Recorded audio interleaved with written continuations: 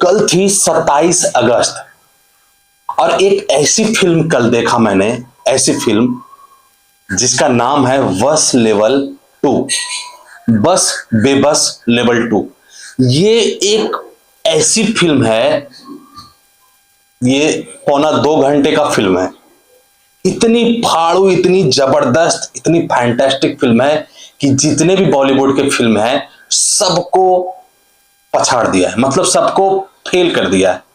Acting level में, direction में, screen play में, डायलॉग्स में, हर चीज में। और बात यही नहीं रुकती, जब बॉलीवुड की फिल्में चलती है तो कई लोग अच्छे काम कर जाते हैं और कई लोग अच्छे काम नहीं करते, बट यहां पे एक एक बंदा एकदम परफेक्टली, जैसे लगता है सब के सब थिएटर आर्टिस्ट हो, ऐसा काम किया है बस लेवल 2। 27 अगस्त को रिलीज हुआ बस लेवल 2, बस बेबस लेवल 2। इसका फर्स्ट पार्ट गुजराती में आया, ये गुजराती फिल्म है। और ये फर्स्ट पार्ट जो आया था वो आया था गुजराती में, इनको डब नहीं किया गया था। उसके बाद क्या हुआ, अजय देवगन उसके राइट्स लेकर के उसको नाम दे दिया शैतान, और शैतान से इस फिल्म को, जो गुजराती में थी उसको शैतान के नाम से हिंदी में किया। आप लोगों ने शैतान तो देखा होगा, आर माधवन उसमें है और अजय देवगन है। बट जो अभी लेवल 2 आया, उनकी प्रॉफिट इतनी अच्छी हुई, उन्होंने बोला अरे बेटा मौज मार ताड़ा। और हुआ क्या, उन्होंने इस बारी जो लेवल 2 बनाया तो सिर्फ गुजराती में नहीं बनाया, उन्होंने हिंदी में डब कर दिया।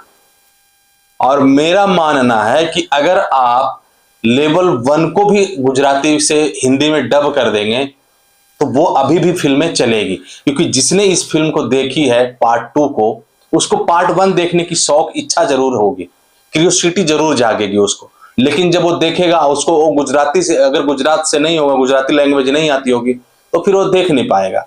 क्योंकि जो सबटाइटल्स होते हैं ना, सबटाइटल्स में फिल्म देखने की मजा नहीं आता है। इतनी खतरनाक फिल्म, एक ऐसा बंदा जो लोगों को बस में कर लेता है बिना टच किए, और उससे कुछ भी करा सकता है, उससे छत से कूदवा देगा, उससे किसी का मर्डर करवा देगा। और यही हो रहा है कि उसने इतना बस में कर लिया कि बेबस हो गई वो लड़कियां, स्कूल की लड़कियां, हायर एजुकेशन वाली लड़कियां बेबस हो गई। कोई छत से कूद रही है, कोई बाहर भाग रही है, कोई उसको मार रहा है, कोई उसको मार रहा है, इस तरीके से। इसका जो फर्स्ट पार्ट था, फर्स्ट पार्ट में क्या था कि जो एक लड़की थी जिसको बस में किया गया था, उस लड़की का बाप 12 साल इंतजार कर रहा है, और उसको भी इस फिल्म में दिखाया गया है कनेक्ट करने के लिए लेवल 1 लेवल 2 को, कि उसी से ये शुरू हुआ है। उस समय जब उसकी बेटी को उसने बस में किया था, उस बंदे ने क्या किया, अपनी बेटी को बचाने के लिए, बेटी तो बस में हो ही गई, उसको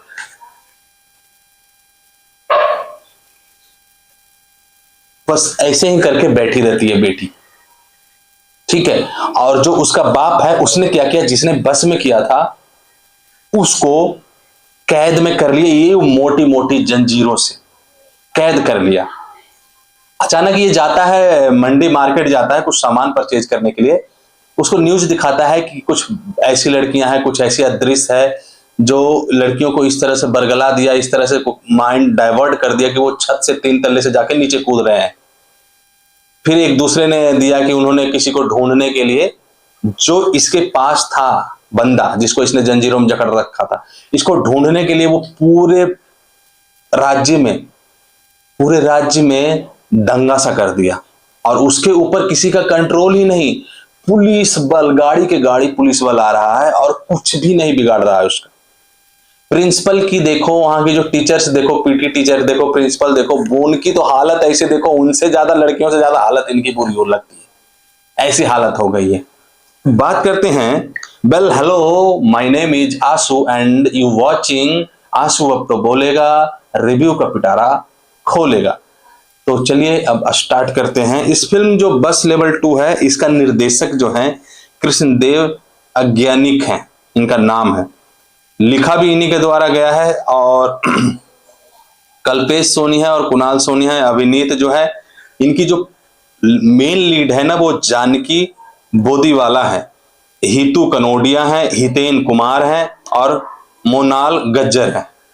ये है प्रशांत गोयल है और ये द्वारा संपादित जो है ये, और 27 अगस्त को रिलीज हुआ है। पेनोरमा स्टूडियो से हुआ है ये और 103 मिनट का है और भारत गुजराती हिंदी में डब किया गया है। फिल्म तो गुजराती ही है। 5 करोड़ का इसका बजट है। ठीक है, इसका जो बजट है वो 5 करोड़ का है। अब प्रोड्यूस जो किया है कल्पेश सोनी किया है इसको और करुण सोनी किया है। स्टार्टिंग तो बता ही दिया आपको, सिनेमाटोग्राफी ये जो है ये प्रशांत गोयल है, एडिटेड बाय सीएम भट्ट। ठीक है, और जो इसका जो कास्ट है ना, Janki Bodiwala as Arya, Hitu Kanodia as Atharva and Hiten Kumar as Pratap.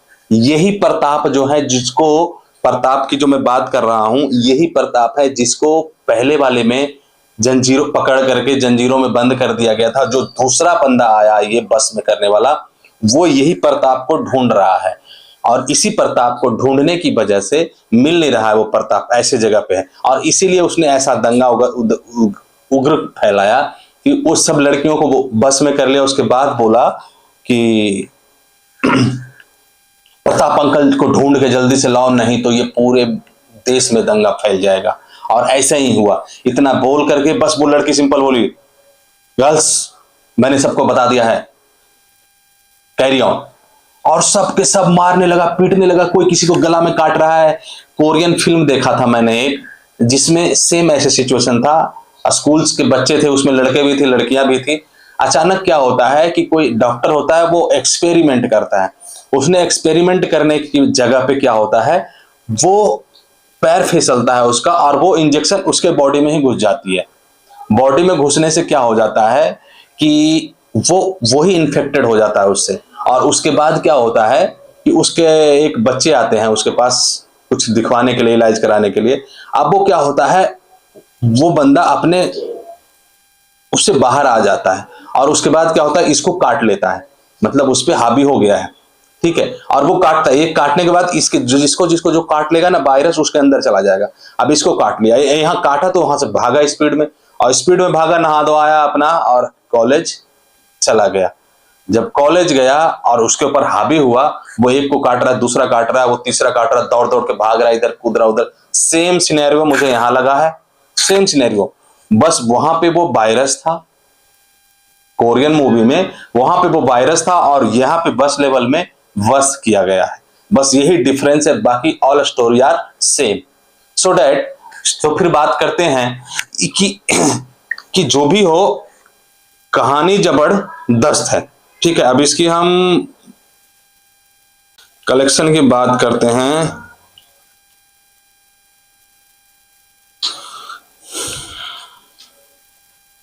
Collection की बात करते हैं तो 3 से 4 करोड़ रुपए का कलेक्शन हो चुका है।